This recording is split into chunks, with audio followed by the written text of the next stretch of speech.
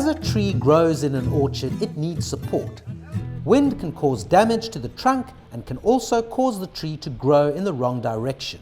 To prevent this from happening, the central leader of the young tree is supported. Hi there, and welcome to this movie in which we'll show you how trees are supported in the orchard. 30 years ago, fruit trees were planted 5 meters apart, with 5 meters of growing space between the rows, plenty of space to grow and plenty of room to spread out. These days, however, modern fruit farming methods are different. The aim is to harvest as much fruit per hectare as possible as soon as possible. Trees are planted much closer together.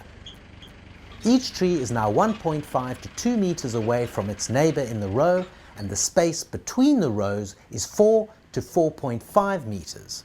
Most deciduous fruit trees have a central leader. The central leader must be strong and grow upright, and so it is supported on a system of wires that are strung between poles down the center of the orchard row. A certain amount of planning is necessary as the trellis is installed before the trees are planted. Most new rootstocks have fairly shallow root systems that do not go deeper than 30 or 40 centimeters, so the tree must have support to stand upright.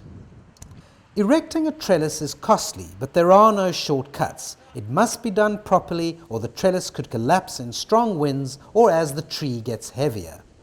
The two components of a support system are the poles and the wire. The poles are 50 millimeters thick and are buried to a depth of 600 millimeters, leaving 3 meters above the ground in the case of apple and pear systems and 3.6 meters for plums. The optimum distance to leave between poles is around 15 meters. The poles at the end of the row are a little thicker at 75 millimeters. The most critical part of a trellis system is anchoring. Each end must be firmly anchored to the ground to give the whole system strength. One of the cheapest and most effective ways to do this is to dig a hole 2.5 meters away from the end pole and 1.5 meters deep. Place an old car tire upright in the hole and tie the steel support wire to the tire. Attach the other side of the wire to the top end of the support pole. Bury the tire and compact the soil above it. If pressure is put on the tire as the trellis moves in strong winds, it stretches to absorb the pressure. A second method, which is more expensive, is to put a second pole into the ground placed at a diagonal to support the end pole. Other pre-made anchoring systems are also available, but the ones that we've mentioned are proven and most often used. An unsupported tree will be shorter than a supported tree. Supported trees grow larger than unsupported trees and bear more fruit as they have a larger fruit-bearing area. A piece of wire is often fitted between the main wires at the position of the tree, and the central leader can be tied to that for support as it grows.